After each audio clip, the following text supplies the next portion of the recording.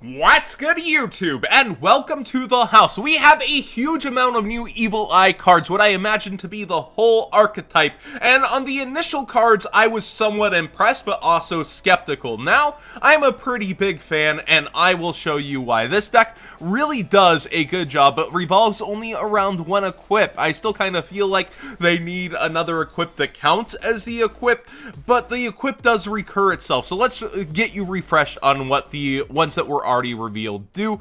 We have Sir Zeal, Watcher of the Evil Eye, at an attack of 1600, and basically he's a searcher. When normal summoned, you can add any Evil Eye card from your deck to your hand, except for himself, and they get a field spell that also searches. So, starting to sound a little Trickstar-ish there in how it works, except you burn yourself a bit. While Evil Eye of Selene is equipped to this card quick effect, you can target any special summon monster your opponent controls and destroy that monster, but it's targeting destruction. During the next standby phase after this card's second effect is activated, destroy a card you control. So each of these kind of has a small drawback, but the whole point is you're pushing it in on your opponent and trying to end it rather quickly. As you'll see with our Link 3 here, it has an attack of 2600. This is Zarkil, King of the Evil Eye, and its Link's materials are any 2+ Evil Eye monsters. You can use the second effect only once per turn. If this card was Link summoned using monsters with 2600 or more attack as materials, this card can make a second attack during each battle phase. While Evil Eye of Selene is equipped to this card quick effect, you can target a card your opponent controls and destroy it, so again, targeting destruction, but pretty good. And during the standby phase, after the second effect is activated, negate an effect of a monster this card points to. And then finally, the equip spell. This is very important. Evil Eye of Selene is going to have a hard restriction on the third effect being once per turn. The equipped monster cannot be destroyed by battle or your opponent's card effects and cannot be targeted by your opponent's card effects. Each time, so mandatory, you activate the equipped monster's effect or the effect of another Evil Eye spell or trap card, the equipped monster gains 500 attack, but you lose 500 life points. That's pretty draining, but also really good because it gives it back to you. If this card is in your graveyard, you can pay 1,000 life points, then banish one Evil Eye spell/trap from your graveyard, except the Evil Eye of Selene, and set this card. So you're able to recur this itself after it's already been in the grave. You'll have cards that can foolish it to the grave, as I've read. And let's just get into the new support and how it works with the these revealed cards, as it were. Medusa Deathscyple of the Evil Eye is a pretty cool name, but it'll probably be Medusa Watcher of the Evil Eye. Deathscyple sounds so freaking cool, though. A level 4 Dark Fiend effect monster, attack 1400, defense 1600. You can only use the second effect of this card's name once per turn. When this card is normal summoned, you can target a Evil Eye card in your graveyard except for Medusa and add the card to your hand. If this card is equipped with the Evil Eye of Selene quick effect, you can target a monster in your opponent's graveyard and banish the monster, so it plays around with graveyards. And then, once per turn during the next standby phase after this card's second activation was activated, banish a card in your graveyard. So basically it'll punish you back just a little bit, and you do want those resources to recur things, but the payoff is pretty good. It's recursion, it's cute. What I really like is this card actually, and then the field spell as well.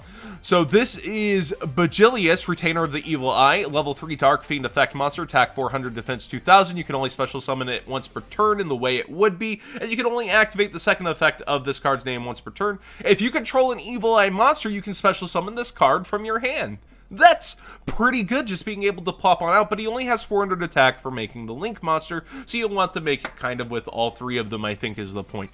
During your main phase, you can send an Evil Eye spell and trap card from your deck to the graveyard. So the catch-22 kind of is, if you were summoning her, you get this effect on normal summon. So it kind of works backwards in how you needed to have it set up, because you need to control an Evil Eye monster to special summon it. It's a little unfortunate that it just didn't work straight together, but of course, life doesn't always come together that way. This is let's not try to murder this. Peridolia, Domain of the Evil Eye, a field spell card, and it's a very important one, so we'll probably be saying the name a lot. When this card is activated, you can add an Evil Eye monster from your deck to the hand. That's pretty nice. Then it has a kind of disappointing floodgate effect, at least to me, but it's still a bonus to all this card does. Once per turn, when you control an Evil Eye of Selene in a spell and trap zone, when an Evil Eye monster you control is attacked, during damage calculation you can activate this effect. Damage you take from this battle is also inflicted to the opponent. So you're already taking damage in the first place to do things overall in this deck. It's nice to give it back, but I wish it said battled so that you could have some control over that. If it was battled, you could initiate it, and that's a little disappointing to me. The effects like these usually don't come in clutch. Things like this usually get popped, spun, taken care of. Yeah, it's still nice. It's a bonus, but I just wish it said battled. If this card in a field zone is destroyed by an effect, you can target an Evil Eye monster in your graveyard, add that monster to your hand. So if it's just destroyed, it gets a bonus of recursion on top of what it already gave you in a search. Doesn't really offer real protection, but it is at least something. Now, this card's pretty crazy. Forbidden Awakening of the Evil Eye, a normal spell card. You can only activate a card with this card's name once per turn. Special summon an Evil Eye monster from your hand or graveyard. If Evil Eye of Selene is in your spell and trap zone, you can special summon an Evil Eye monster from your deck instead. Yo, that's pretty good. That's really good. This is really shaping up to be quite the equip deck with only one equip. Curse of the Evil Eye is a quick play spell. You can only activate a card with this card's name once per turn. If you control an Evil Eye monster, you can target a spell or trap card your opponent controls, destroy that card. If Evil Eye of Selene in your spell and trap is in your spell and trap zone, the card destroyed by this effect is banished instead of being sent to the graveyard. So cards that would get graveyard recursion, cards that, you know, are protected from being destroyed somehow, this will end up taking care of them with that second effect. And it's nice to have searchable spell and trap card destruction in a deck, isn't it? So kind of gives it the edge for the archetype over a card like, you know, maybe Bosmic Cyclone. Watchful Rule of the Evil Eye is a continuous spell card. You can only activate a card with this card's name once per turn. You can also banish an Evil Eye card from your graveyard to activate this card, and if you do so, draw a card. That's pretty nice. Once per turn, when an Evil Eye monster equipped with Evil Eye of Selene attacks during damage calculation, you can activate this effect. Banish that opponent's monster. Both really good effects. Self-replacement, an advantage, and gives you the ability to destroy or banish things by battle. If this card in a spell and trap zone is destroyed by an effect, you can target up to 3 of your banished Evil Eye cards and just return them to the graveyard. Why not? You know, get your resources back. So we've got Disruption of the Evil Eye, a normal trap card. You can only activate a card with this card's name once per turn. If you control an Evil Eye monster, target a monster on the field, return that monster to the hand. Searchable Compulse. If Evil Eye of Selene is in your spell and trap zone, you can target 2 monsters with this card effect. Double Compulse. Nice. So we've got Death Control of the Evil Eye, a continuous trap card. You can only activate this card once per turn.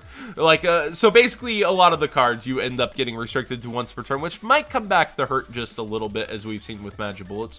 When your opponent special summons a monster in a attack position, if you control an Evil Eye monster with higher attack than that monster, you can target the monster to activate this card. Take control of the monster. So basically you want that link out for this card. If you control Evil Eye of Selene in your spell and trap zone, it's also treated as an Evil Eye monster. When that monster leaves the field, destroy this card. I wonder if there's going to be a point to that. And then we get a counter trap card. You can only activate a card with this card's name once per turn. When a spell and trap card is activated while you control an Evil Eye monster, well, there you go. Negate that activation, and if you do, destroy that card. If you control Evil Eye of Selene in your spell and trap zone, this card's activation and effect cannot be negated. No red rebooting my negation here. It's saying, I think this is one of the first time we're seeing this kind of effect on a card. The bonuses are all bonuses. It does work without having the bonuses like in the deck, but the equip really does help, and it's pretty darn cool. And I think that's it. So my review on the Evil Eye, I actually really like how this came together. I do like that it has the summoning ability, but only 3 monsters. I don't know that, you know, 3 in-deck monsters so far. It's not enough for me, but you do get the field spell that helps you get to monsters as well. So with terraforming, that's like 5 ways to get to monsters, especially your one that searches. So it's very interesting how this has all come together. I like it. I like it so far, but I don't know that it's enough. We've got Infinite Ignition Riverstorm, a rank 5 Earth Machine Xyz effect monster, attack 2500, defense 500. Let me actually go back on that thought real quick. Basically, it's got negation, it's got compulse, it's got MST ability, it's got a field spell that searches. Like, it has a lot going for it. Something feels missing in terms of consistency for me when you only have 3 main deck monsters. That's my opinion on it. I feel like most successful decks have more than 3 monsters, but I guess Trickstars, you kind of look to Canthina, Lilybell, and Lycoris, and it does have a similar setup. So I'm skeptical, but I do like where it's going. That's my official opinion. So we've got Infinite Ignition Riverstorm, a rank 5 Earth Machine Xyz monster, attack 2500, defense 500. Materials are 2 level 5 monsters. You can only use the first and third effects of this card's name once per turn. You can detach an Xyz material from this card and either add an Earth Machine monster from your deck to your graveyard, or send Foolish a Earth Machine monster from your deck to the graveyard. Nice. When this card destroys an opponent's monster by battle, you can attach that monster as an Xyz material. That's actually pretty interesting too.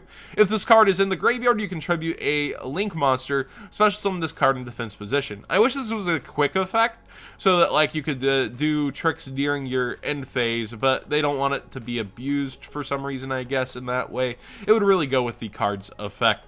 And finally, we've got a new Witchcraft Schmidta. Level 4 Fire Spellcaster effect monster, attack 1800, defense 600. You can only use the first and second effects of this card's name once per turn. During either player's main phase, you contribute this card, then discard a spell card from your hand. Special summon a Witchcraft monster from deck, except for Schmidta. You can banish this card from your graveyard, send a Witchcraft card from your deck to the graveyard, except for Schmidta. Wow, that's pretty good. So you can Foolish, and you can special during either player's main phase. So hopefully getting some disruption or something like that. That's interesting, but it's still a 2-for-1 on that effect, unless your discarded spell card is going to have an effect too. So overall, Evil Eye, pretty cool. I really do actually like where it is. I just wish it had like one more monster at least that did something. Our new Pendulum Magicians, as it were, that aren't Pendulum Magicians. Endymion, the Founding Sorcerer Supreme. So kind of reimagining that structure deck. A level 7 Dark Spellcaster Pendulum Effect monster, attack 2800, defense 1700. Pendulum scale 8. Pendulum effect is you can only use the Pendulum effect of this card's name once per turn. You can remove 6 spell counters from the field, special summon this card from the Pendulum zone, then destroy cards on the field up to the number of cards you control that you can place spell counters on, and for each card destroyed, place a spell counter on this card. But you have to remove 6 spell counters. I guess the Mythical Beast would help. Jackal and such would really help with that, because they get them pretty easy. Monster effect. Once per turn, when a spell or trap card or its effect is activated, you can return a card you control that has spell counters on it to the hand, then negate the activation if you do destroy the card. More negates for Pendulums. Then you can place the spell counters that were on that card on this card. That's a good monster effect. This card that has spell counters placed on it cannot be targeted or destroyed by your opponent's card effects. Wow, 2800 body. When this card with spell counters placed on it is destroyed by battle, you can add a normal spell from your deck to your hand. That's pretty nice all around. That is pretty good. It's a level 8, so a little harder to Pendulum out, but not the hardest thing to do in the world in terms of getting to the field. And then we have Daybreaker, the Splendid Magical Knight, a Link 2 Light Spellcaster Link Effect Monster, attack 1600, links bottom left, bottom right. Materials 2 Spellcaster Monsters. If this card is Link Summon, activate this effect, place a spell counter on this card. If a Spellcaster is Special Summoned to a Monster Zone this card points to, activate the effect, place a spell counter on this card. So, nice spell counters. This card gains 300 attack for each spell counter, so it quickly boosts up. You can remove 2 spell counters from this card, target a card on the field, destroy that card. card. Is that not a... Yeah, okay, it's a once per turn on the second and fourth effects. Okay, good. I was about to say, that's a little too busted. But I really like the reimagination of these cards. They're really cool design. I've always liked the spellcasters like this, and they're pretty good. And finally, a broken Speedroid. I know this has been a long video. Hang in there. This is really cool. A high Speedroid Kite Drake is the new boss monster, and it is insane. So this level 8 wind machine synchro effect monster is attack 3000, defense 2800. Materials are a wind machine tuner plus one non-tuner monsters. Is it not one or more? Just, oh, it's one plus, yeah, one or more non-tuner monsters. You can only use this card's name's first and second effects once per turn each. If this card is synchro summoned, you can activate one of these effects. Destroy all other cards of the field. That's pretty good. Negate the effects of all face-up cards your opponent currently controls. Also very good. Second effect is if this card is in the graveyard by an opponent's card, you can add a Speedroid monster from your deck to your hand. So when it's sent, I guess by battle or card effect of your opponents, you just add a Speedroid monster. You search Terror Top, if you will. Pretty good overall. I really like where it's at, and yeah, it's insane for the deck in general. And Japan, I think, has Terror Top at 2 now, so it'll be interesting to see what we get as new support comes out, if we'll see movement for us. But that's everything today. Sorry the video ran a little long, but there's just so many cards. Hopefully you enjoyed it. What do you guys think of the Evil Eye? I think it's almost all there. I just wish they had one more monster, but it could be similar. The recursion effect, special summoning effect, the ability to search effect. It has so much going for it that it really does almost all come together just with what it has. But what do you guys think? Will it make it? Or will it be the next Zodiac Magibullets 2.0 realistically? What do you guys think? I think it's a bit better than Magibullets personally. It has a lot of kind of classic searchable stuff, like searchable compose. I think that's pretty darn good. Thanks for watching. Subscribe if you haven't already. Like the video if you enjoyed the discussion, and we'll see you later.